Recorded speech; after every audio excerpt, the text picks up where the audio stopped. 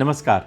आज हम बात करेंगे एक ऐसे मिशन की जिसने भारत की सोच ही बदल दी, स्टार्टअप इंडिया।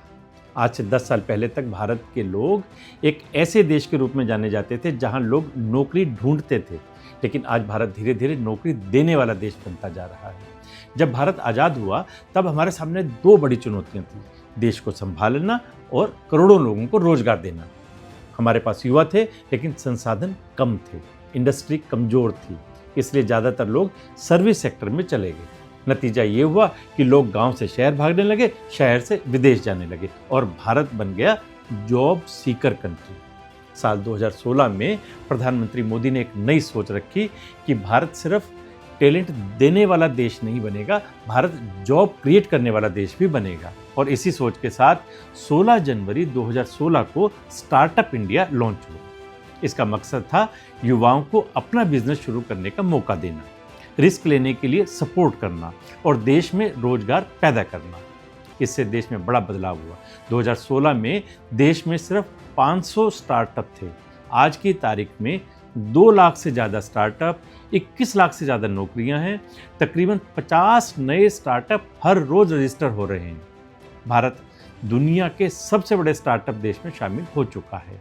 सरकार ने 3 स्तर पर काम किया, टैक्स में छूट, एंजल टैक्स में राहत और स्टार्टअप की साफ परिभाषा। इसके लिए 10,000 करोड़ का फंड, 1,000 से अधिक स्टार्टअप में 25,500 करोड़ का निवेश, बिना गारंटी लोन, 300 से अधिक स्टार्टअप्स को 800 करोड़ से ज़्यादा की मदद। नए स्टार्टअप्स को आइडिया से बिजनेस बनाने तक सपोर्ट किया गया। आज स्टार्टअप्स मैन्युफैक्चरिंग, फिनटेक, खेती, health, education, logistics, clean energy जैसे क्षेत्रों में काम कर रहे हैं। इससे लाखों लोगों को नौकरी मिली, भारत की सप्लाई चेन मजबूत हुई और भारत आत्मनिर्भरता की ओर बढ़ रहा है। 2014 में जहां सिर्फ 4 यूनिकॉर्न कंपनियां थी, आज ये संख्या 120 से अधिक है, जिनकी कुल वैल्यू 350 अरब डॉलर से अधिक है। ये स्टार्टअप सिर्फ बेंगलुरु या दिल्ली तक सीमित नहीं है। आज 53% स्टार्टअप छोटे शहरों से हैं। टियर 2 और टियर 3 शहर आगे बढ़ रहे हैं। खेती, telemedicine, micro finance, tourism, education, इन सब में नए नए बिजनेस खड़े हो रहे हैं। महिलाओं की भागीदारी भी बढ़ी है। 48% स्टार्टअप्स महिला सेक्टर के द्वारा चलाए जा रहे हैं।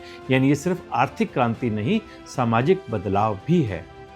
2 लाख से अधिक स्टार्टअप्स को सरकार मान्यता, भास्कर प्लेटफॉर्म पर 6 लाख से अधिक यूजर्स, 244 इंक्यूबेटर्स जो स्टार्टअप्स की मदद कर रहे हैं, 27,000 करोड़ से अधिक की सरकारी फंडिंग, जेम पोर्टल से 51,000 करोड़ के सरकारी ऑर्डर, 63 बड़े नियमों में सुधार सहित 32 राज्यों में स्टार्टअप नीति लागू की गई है। स्टार्टअप इंडिया सिर्फ एक योजना नहीं है, ये भारत की सोच में आया बदलाव है। अब युवा कह रहे हैं नौकरी नहीं ढूंढेंगे, नौकरी देंगे। अगर ये रफ्तार बनी रही दोस्तों, तो आने वाले सालों में भारत सच में दुनिया का सबसे बड़ा जॉब क्रिएटर बन सकता है। नमस्कार।